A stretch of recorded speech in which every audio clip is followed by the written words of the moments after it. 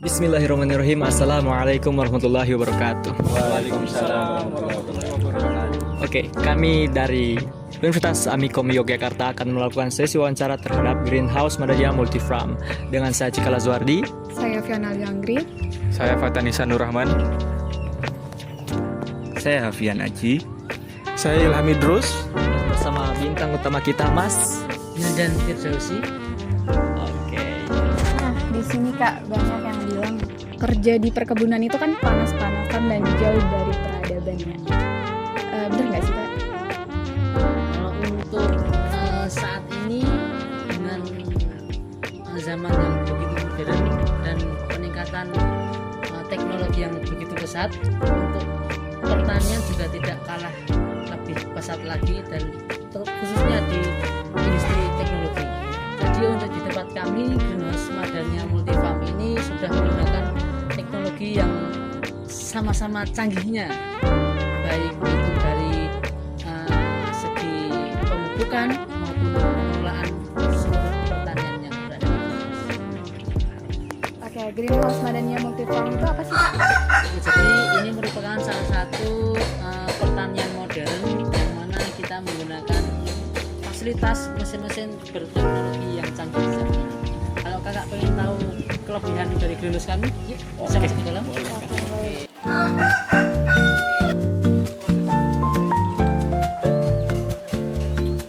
Nah, Pak Wildan bisa diceritain secara singkat nggak Nah, utama dari perusahaan ini? Oh iya, untuk greenhouse ini itu kami fokus di pertanian modern dengan sistem hidroponik tetes. Jadi ada hidroponik NFT, DFT dan sebagainya. Tapi kami menggunakan mesin hidroponik tetes seperti itu. Jadi itu sistemnya semacam pupuk yang dialirkan ke dalam tanaman menggunakan mesin-mesin yang sudah berteknologi. Oh, berarti dia secara manual ya Mas? Betul, nggih. Tanpa ada bantuan manusia lagi Mas? Nggih, betul. Oh. Jadi itu berarti secara otomatis Secara otomatis. Wah, yang nanti segala sesuatu yang diperlukan tanaman itu dijalankan oleh mesin. berjalan kalau mesin berarti yang dilakukan Masnya hanya menanamnya. Betul, nggih. Berarti yang selanjutnya itu hanya seperti pemupukan apa secara otomatis oleh Iya, mesinnya. betul oleh mesin. Alright. Wah, luar biasa ya. Boleh lihat nggak?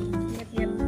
Ini mesinnya masih berfungsi nggak? Nah, ini mesin salah satu mesin yang kami punya yang mana ini fungsinya untuk mengatur segala kegiatan, aktivitas maupun produksi tanaman itu sendiri. Nah, ini namanya mesin IoT kami yang mana di sini juga masih nyala, tapi mohon maaf ini karena siang ya, jadi nggak terlalu kelihatan. Ada indikator-indikator baik dari suhu, udara, temperatur, terus ada termometer dan lain sebagainya di mesin ini.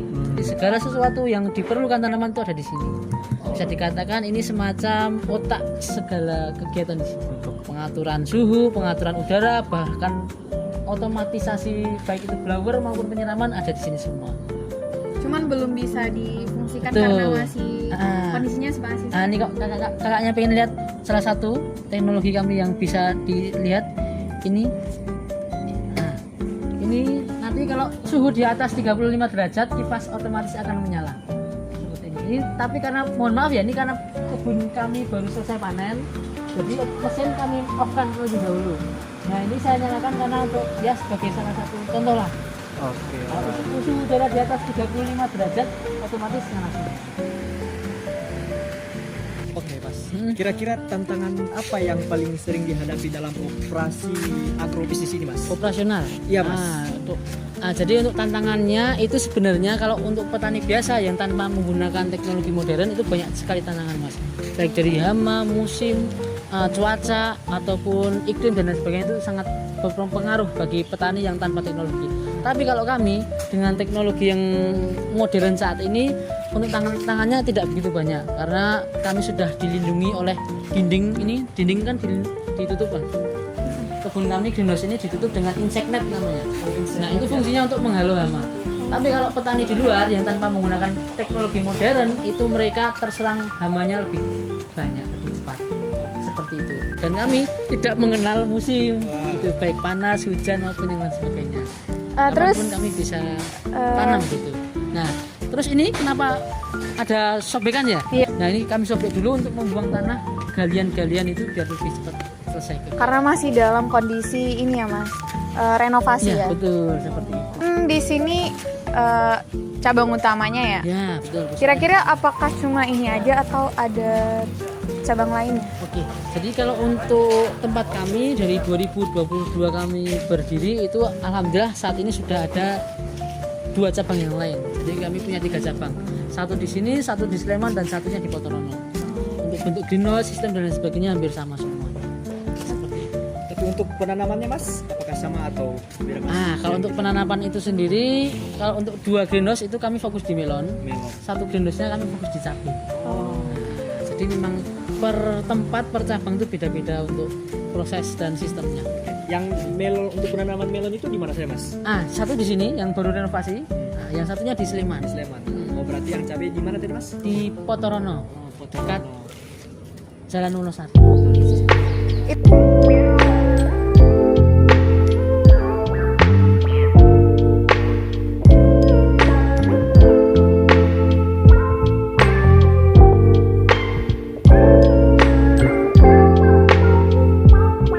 Baik Mas, di sini mungkin ada yang mau saya pertanyakan, yaitu ternak yang di sebelah Di sana ya. kiri sana Mas. Jadi untuk ternak yang di sebelah sana itu juga merupakan salah satu usaha kami Mas. Jadi ada kambing, terus di sebelah ada magot juga. Magot itu semacam apa ya? Fungsinya nanti magot untuk yang pertama untuk mengelola bekas-bekas nasi sama-sama dapur. Jadi dikasihkan ke magot, magotnya akan berkembang biak dan hasil magotnya itu bisa untuk makanan lele, untuk dijual, untuk makanan ternak dan sebagainya. Oh berarti di sini ada ternak lele juga Mas? Ada. Itu ternak lele ada di cabang kita yang ketiga, greenhouse cabai. Dan lelenya di kemana itu Mas? Lelenya juga dijual. Oh, Ada dijual pembelinya, ada yang sudah PT udah kontrak dengan kami untuk jual beli. Berarti punya produksi bibit lele gitu Mas? Betul. Oke. Kami juga bukan cuma lelenya yang dijual tapi bibitnya juga kami breeding sendiri. Breeding. Oke. Nah boleh tahu nih Mas, bongkahan ini apa ini Mas? Nah, kalau ini kami baru proses pembuatan tandon nutrisi. Tandon Sebelumnya nutrisi. kami kan nutrisinya pakai tandon air biasa itu.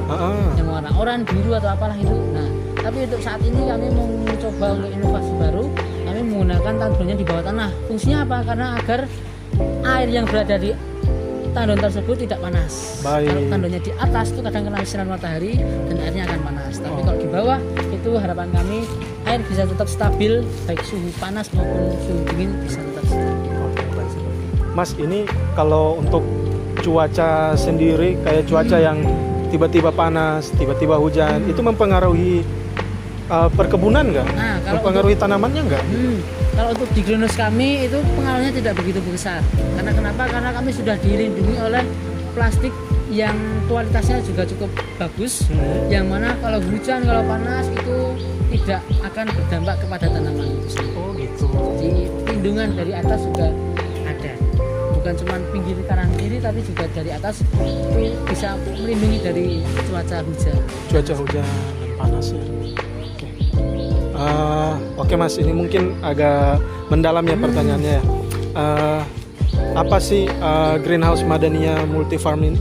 Ini sebenarnya salah satu unit usaha di salah satu pondok pesantren di sini, namanya Panti Asuhan Madania, yang mana di situ ada beberapa kegiatan anak-anak, khususnya anak yatim piatu, duafa dan kurang mampu.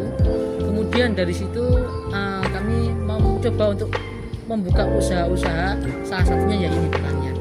Jadi bukan cuma untuk income di yayasan, tapi tujuannya juga untuk melatih skill-skill adik-adik yang ada di asrama, yang ada di panti asuhan, agar nantinya setelah dari panti itu harapan kami mereka bisa membuka di luar atau bahkan membuka usaha sendiri seperti yang sudah mereka lakukan. Jadi ya untuk mengembangkan bakat mereka juga ya. Mengembangkan bakat, skill, dan kemampuan mereka khususnya di bidang pertanian. Oke, Mas mungkin gitu aja, nanti dari teman kami akan melakukan wawancara lagi. Makasih Mas. Iya, Mas.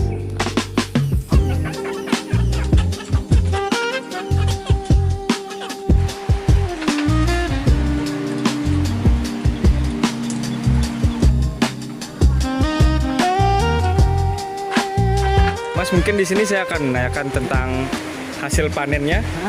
Kalau udah kalau udah waktunya panen, itu kira-kira estimasi berapa kilo atau ton dan hasilnya itu dikirim kemana biasanya?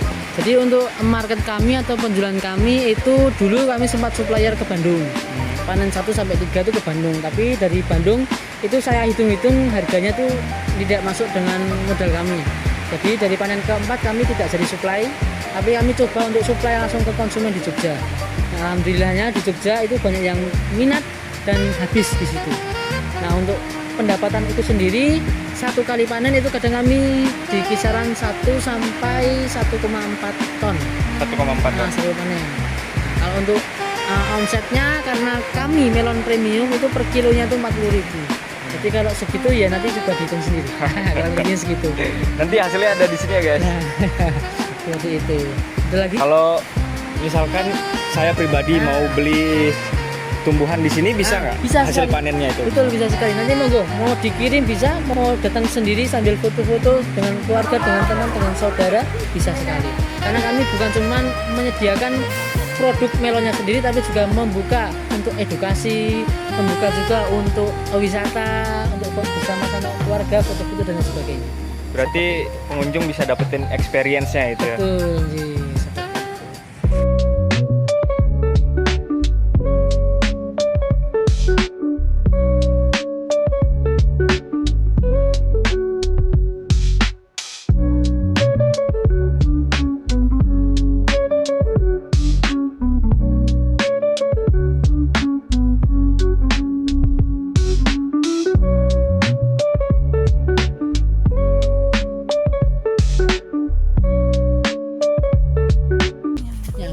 Jadi ini tuh fungsinya nanti kalau pas panen harapan kami juga bukan cuma melon yang panen tapi juga anggur. Nah, pengalaman kami sebelum panen melon kami juga harus merawat tumbuhan anggurnya biar pas pada saat panen melon kita juga panen anggur. Jadi benar-benar untuk wisata mbak itu. Kira-kira berapa lama sih kak kalau nanam anggur gini? Kalau Berbuahnya kapan? Kalau nanam dari nol tuh memang bertahun-tahun mbak. Ini udah 3-4 tahunan loh ya. Oh ya. Jadi tapi kalau untuk masuk ke pembuahan itu Buahnya gimana kak? buahnya yang ini warnanya hitam kalau nggak salah, yang itu merah, yang sana kuning. Jadi memang beda-beda. Untuk ini dari biji, ini biji-bijian terus mulai tumbuh kecil-kecil semai, kemudian ini juga sudah mulai tumbuh besar, tumbuh ke atas dan kemudian nah melonnya yang ini namanya melon intanon. Melon apa kak? Intanon. Nah kuning, yang lonjong juga ada yang pokok banyak jenis lah. Kalau ini? Itu. Ini sama ini pada saat pembangunan. Oh ini satu banget. Saat pembangunan persiapan media, semai, panen seperti itu. Di sini yang bekerja siapa saja sih kak? Kalau tim intinya mungkin cuma 3-4 orang, tapi kalau tim tambahannya ada adik-adik dari asrama juga itu kurang lebih 30-an. Bantu merawat. Bantu merawat, membersihkan dan lain sebagainya. Oke. Seperti itu. Jadi yang ditanam cuma melon sama cabai ya kak? Betul. Gak ada rencana buat nanam yang lain gitu? Kalau yang lain belum rencana karena memang dari segi pengetahuan kami baru bisa di situ. Oh baru di dua ini? Dua itu sektor itu. Oke. Kasih kak. Oke.